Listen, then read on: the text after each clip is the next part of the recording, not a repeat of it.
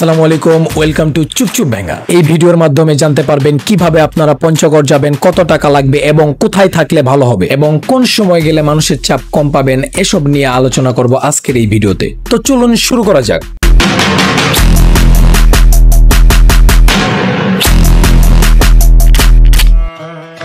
আজকে আমাদের গন্তব্যস্থান বাংলাদেশের শেষ সীমানায় পঞ্চগড়। অনেকেই জানতে চান পঞ্চগড় কিভাবে যাওয়া যায়। আজ আমি সেই কথাটাই সহজভাবে বলবো।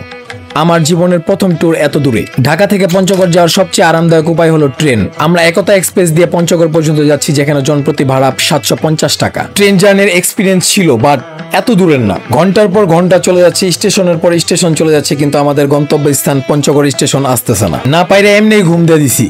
দীর্ঘ 13 ঘন্টা পর অবশেষে আমরা পঞ্চগড় স্টেশনে পৌঁছাই। কমলাপুর থেকে সকাল 10:15 ট্রেনে উঠছিলাম। পঞ্চগড়ে এসে দেখি রাত 11টা বাজে। পঞ্চগড় থেকে এখন আমরা যাব তেতুলিয়াতে। তেতুলিয়ার বাস পাওয়া যায় পঞ্চগড় চত্বর থেকে। স্টেশন থেকে চত্বর পর্যন্ত ভাড়া লেগেছিল অটোতে 15 টাকা। সেখান থেকে বাসে যাব আমরা তেতুলিয়াতে।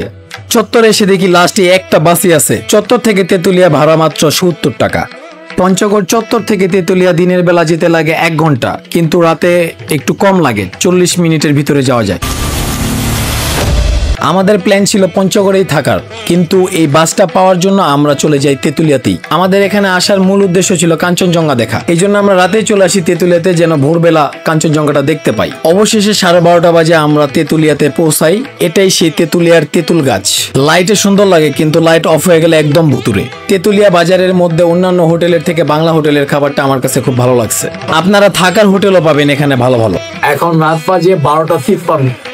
আমরা আজকে 10 তারিখ 10/10/2025 আর আমরা রওনা দিয়েছি 9 তারিখে। 9 তারিখ সকাল 10টায় আমরা পঞ্চগড়ে পৌঁছাইছি রাত 11টা বাজে। 11টা থেকে তেতুলিয়া আসতে লাগছে 1 ঘন্টা। তারপরে আমরা বাংলা হোটেলে আমরা ভাত খাইতেছি। এটা হচ্ছে খাসির মাংস, 150 টাকা, মোটামুটি ভালো। আর মুরগিটা হচ্ছে 120 টাকা। মোটামুটি চলে। রাত বাজে 1টা, কোনো কিছু খোলা নাই। আমরা তো পাইছি, তার মধ্যে আবার গরম ভাত। এখন আসি কোন সময় আসলে মানুষের চাপ কম পাবেন। মূলত সবসময় মানুষের চাপ কমই থাকে, কিন্তু শুক্রবার আর শনিবারে একটু মানুষজন থাকে। যদি আপনি নিরিবিলি ঘুরতে চান তাহলে রবি থেকে বুধবারের ভিতরে আসবেন। আমরা রাইট নাও যে নদীতে আছি, এই নদীর নাম হচ্ছে মহানন্দী। এটা পুরোটা নদী ইন্ডিয়ানরা গঙ্গা যেটা বলে ওটাই এটা। আর এদিকে দেখা যাচ্ছে ইন্ডিয়ান বর্ডার। এখান থেকে একটু ভিতরে দার্জিলিং। আর এদিক থেকে মাত্র 20 থেকে 22 কিলোমিটার ভিতরে গেলেই নেপাল।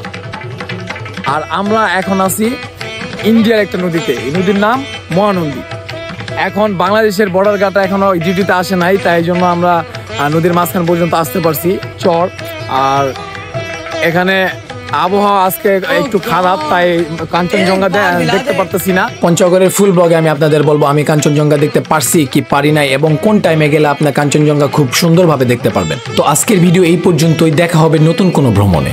আল্লাহ হাফেজ।